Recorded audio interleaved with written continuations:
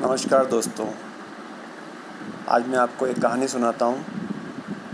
भगवान इंद्र एक बार किसानों पर नाराज़ हो गए और उन्होंने किसानों को ये श्राप दिया कि 12 वर्ष तक मैं बरसात नहीं करूँगा और 12 वर्ष तक कोई फसल नहीं उगेगी।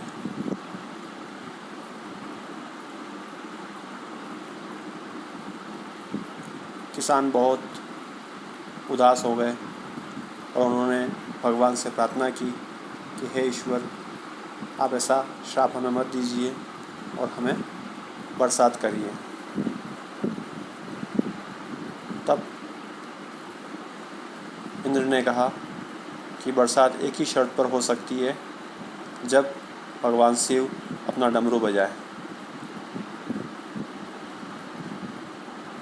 ये बात सुनकर सारे लोग भगवान शंकर के पास जाने लगे। उससे पहले इंद्र भगवान शंकर के पास पहुंच गए और उन्होंने उनको कह दिया कि आप 12 वर्ष तक डमरू ना बजाएं। भगवान शिव ने कहा ठीक है।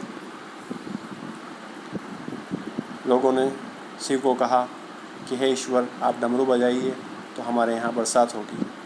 और शिव ने वही बात कही कि मैं 12 वर्ष तक डमरू नहीं बजाऊंगा। लोगों के पास कोई रास्ता नहीं था, वो उदास होकर अपने घर चले गए।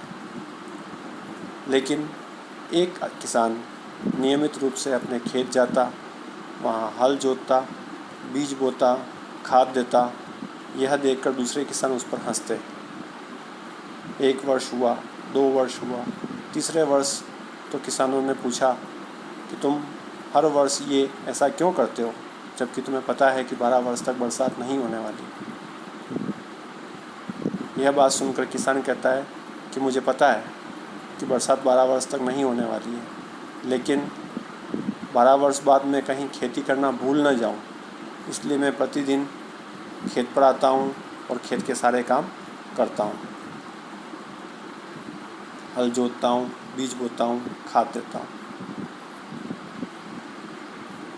ये बात पार्वती ने सुनी और पार्वती ने शिव जी से कहा कि आपने सुना, ऐसा ना हो कि 12 वर्ष बाद आप भी डमरू बजाना भूल जाओ।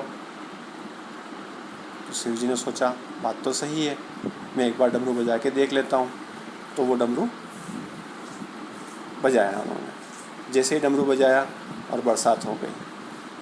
बरसात हुई तो सारे किसानों के खेत में तो कुछ भी नहीं उपजा, लेकिन उस किसान के खेत में हरी भरी खेती होने लगी। क्यों? क्योंकि वो प्रतिदिन अपना कार्य कर रहा था।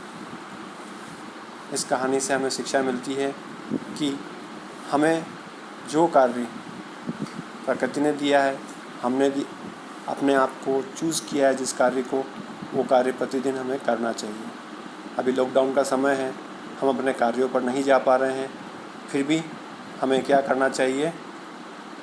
अपना जो कार्य है, चाहे आप ऑफिस जाते हैं, चाहे आप स्कूल जाते थे, चाहे आप मार्केट के शॉपकीपर थे, लेकिन सारे काम आप घर बैठकर किसी और माध्यम से कर सकते हैं, ताकि आपकी जो हैबिट है वो बनी रहेगी और आप अपने कार्य में और पारंगत हो सकते हैं और तभी आप विजेता बन सकते हैं। बहुत बहुत धन्यवाद।